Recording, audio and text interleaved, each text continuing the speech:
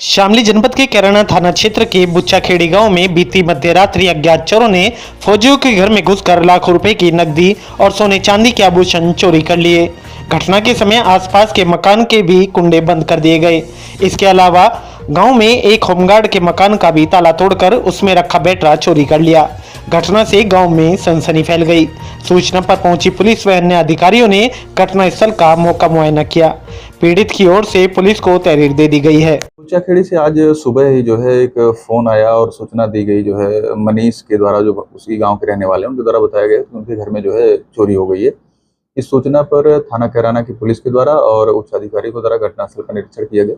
निरीक्षण के उपरांत जब उनसे बातचीत की गई तो उन्होंने बताया कि उनके यहाँ से कुछ सोने चांदी के जो है जेवर और 50,000 रुपये के लगभग नगद चोरी किए गए हैं। पास में ही एक मोहकम सिंह का घर है और उन्होंने बताया कि उनके यहाँ से एक मोबाइल गई है।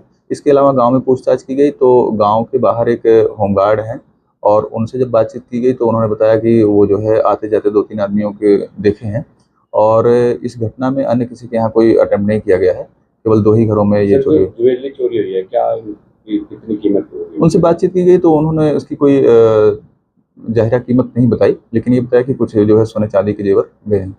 जिन घरों में चोरी हुई है बताया गया एक भाई CISF में और एक BSF में। हाँ, उनके द्वारा जो बताया गया उसमें बताया गया कि उनके 2 भाई हैं, संदीप और सेठपाल, जो फौज में नौकरी करते हैं। यहाँ रहते नहीं हैं, वो कोटा और शिमला में रहते हैं।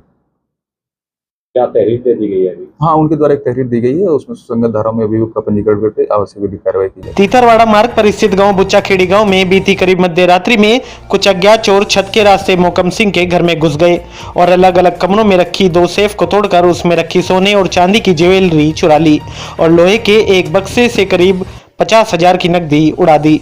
मोहकम सिंह के 2 बेटों में संदीप SSB में शिमला में तैनात है और दूसरा बेटा सेठपाल CISF कोटा में तैनात है और चोरी गई ज्वेलरी उन्हीं दोनों की बहुओं की बताई गई है।